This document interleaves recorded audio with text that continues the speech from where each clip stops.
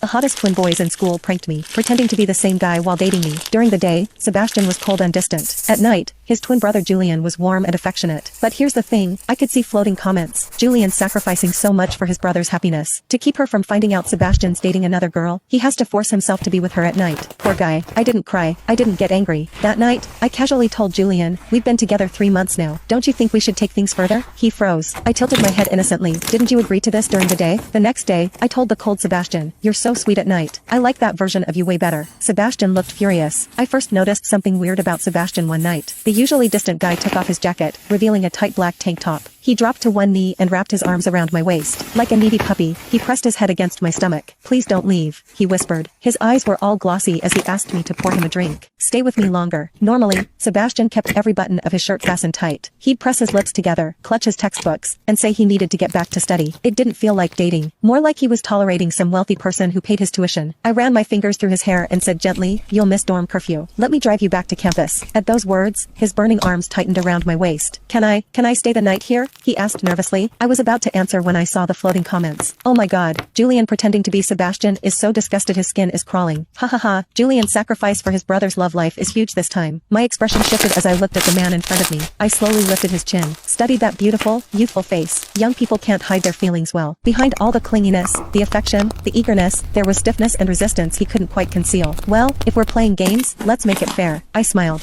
Sure, I leaned in. Julian thought I was going to kiss him and instinctively pulled back, but I only kissed his forehead. He blinked in surprise. My thumb gently brushed his temple. Silly, I'm not going to get you drinks. They're bad for you. Julian's ears and neck flushed bright red. He stared at me for a second, looking almost shocked. I said softly, take a shower and sleep in the guest room. Winning someone over takes patience. The next day, Sebastian looked at me hesitantly. Last night, did we? I looked confused. What? Seeing I hadn't noticed anything, Sebastian relaxed and returned to his cold demeanor. Nothing. I rested my chin on my hand and watched him. At the edge of his collar, I could faintly see half a mark. Clearly his first time, no experience covering these things up. What's that? Sebastian frowned and pulled his collar up. Nothing, just a mosquito bite. LMAO, that's clearly from last night when he was with the other girl. These poor lovebirds finally got some alone time. Yeah, in a couple years when Sebastian graduates and becomes financially independent, they won't have to hide anymore. He can finally break up with that sponsor. Sponsor? I'm only 28. I raised an eyebrow in displeasure. Sebastian said quietly, you're jealous again. Stop acting like this. It's embarrassing if other students see. I replied absently, yeah, I'm even jealous of mosquitoes. That night, Julian came back pretending to be Sebastian. He even faked a mark on his neck,